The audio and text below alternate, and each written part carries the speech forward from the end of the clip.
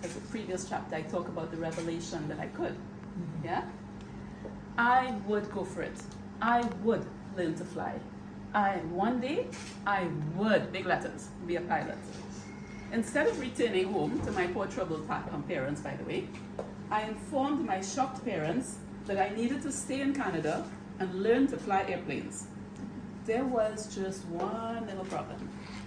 The cost of flying lessons was astronomical, even more so nowadays.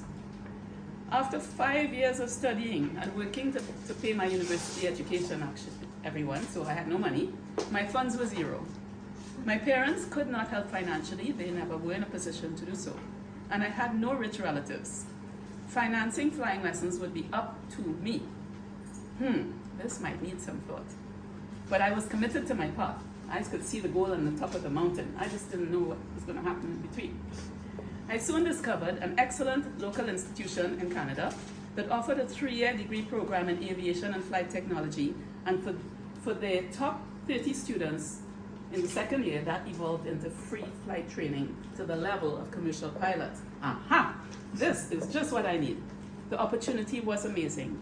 Thousands applied to the program, approximately 100 were chosen to start, and at the end of the first year, the top 30 were selected to proceed to free flight training. I applied among that field of thousands, and I was accepted. I worked my butt off, made it through that crucial first year at the top of my class, first, second, third kind of thing. And I was chosen to enter the 30 who went into second year. Free flight training ahead. Yes. Except that is not how my story goes. Within weeks of starting the second year, and with flight training imminent, I realized something was wrong. Each morning, I felt ill, stressed and panicked at the very thought of going to school. How could this be? Becoming a pilot was my dream. Why wasn't I happy? My boyfriend suggested I seek help, and I do bless him for it. Within one session with a psychotherapist, the problem was identified. Apparently, that first year of intense studying and competition with my peers had affected me psychologically. I was experiencing a form of stress disorder from the intensity of the program and the high level of competition required. I'll say a little bit on the side. We were not encouraged to help each other. We were encouraged to beat each other because the competition was so fierce. We did make friends, but you still didn't help your friend if they were stuck with a problem, because they could take that one spot that was yours. And I didn't respond well to that. I have always excelled or wanted to excel. I've never wanted to win over people. There's a difference. So when I walked out of the therapist's office, I felt as though a light had come on inside. His assessment made sense. I have never been competitive before, always preferring the cooperative approach where each person helps others to rise, and of course team sports, etc., where you beat the other team, but your buddies are your buddies. Yet I had spent the last year in a heads-down, no-holds-barred competition with 100 students to ensure that I would be among the 30 candidates chosen. Such an approach was totally against my nature, and my body, mind, and spirit had rebelled against that. Despite the bright lure of free flight training, I resolved I had to find another way to reach my dream. I quit the program, and there's another sidebar. 2 days after I quit, the professor came in with the results of some mathematics exam, and he said, well, most of you did terribly. One person got 100%, but they're no longer here. Okay? But it didn't matter. It didn't matter to me. I couldn't survive in that space. The others did well. I'm still friends with some of them, and I'm really glad, but it wasn't for me. You have to know what's for you. So, I have never been a quitter, so everyone in my life registered huge shock and disbelief. But I knew in my heart that this matter was one of personal well-being, survival. As determined as ever, I now had to find employment that would support my very expensive flying habit.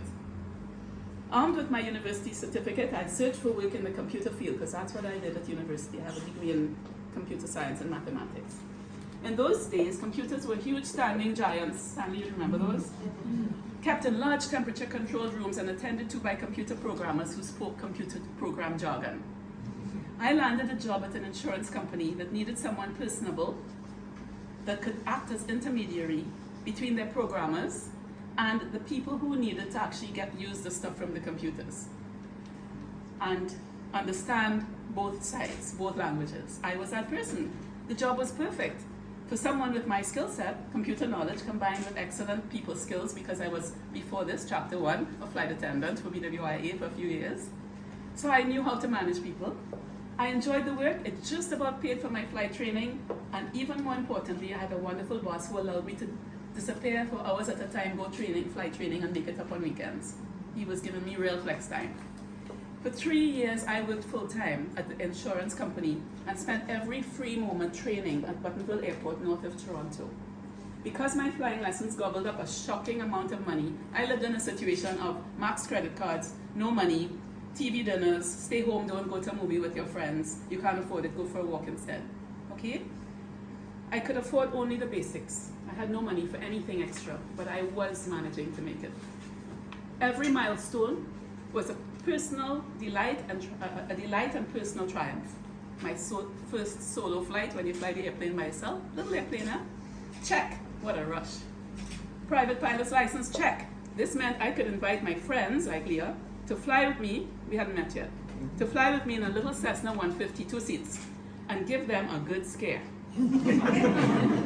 Commercial pilot's license, check. Now this meant I could apply for a paid flying job. But it's just the beginning of a commercial pilot's journey, which when I met Leah later when I was going up that ladder. I had just one other little problem. With the ink barely dried on my licenses and no experience in the real flying world, no airline would hire me. So I decided to become an instructor. More training required, more studying required, more money required, more exams required, more starving and working required. Then, instructor rating, check. Now I could get a job teaching beginners how to fly. That's how in 1984, by the way this took a few years, I became a flying instructor at Central Airways located at Toronto International Island's pretty little airport. Anybody who knows Canada would know the CN Tower and his little airport down there, right? Unfortunately, new pilot instructors didn't make any money. Or employers knew that we were only doing that so we could build up experience and hours to become attractive to the airlines. So they paid you peanuts. So again, I was still starving. In order to survive, I had to pay rent. I needed another income. So for the next 2 years, I worked 6.5 days per week, every week. 3.5 days teaching beginners how to fly, I loved it. And 3 days as a freelance computer analyst to pay my bills. That left half a day to do laundry, groceries, and get some rest before I started doing it again. People don't know when I see me walking through the airport in the lovely uniform with the bars, but it was not given to me. I worked and studied and trained and suffered and starved for many years to get my dream to come true. But I never lost sight of that dream. Sometimes you can't see the way, but you have to remember not to let go of the dream. Okay. Years later, people would see me stride across the airport, here it is, in my full uniform and think, oh my God, how lucky she is.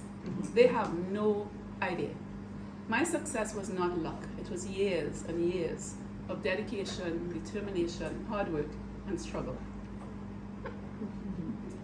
I followed my dream with all my heart. They say God helps those who help themselves. I trusted in that maxim. And yes, there was a bit of luck in there too. The message for this chapter, whether you think you can or think you can't, guess what? You're right. So which way would you choose? Think you can. Believe you can. That's my message. I'm sure Becky's gonna love this book. Stanley, would you like to choose a chapter? Or shall I choose a chapter? Well, I did. You did?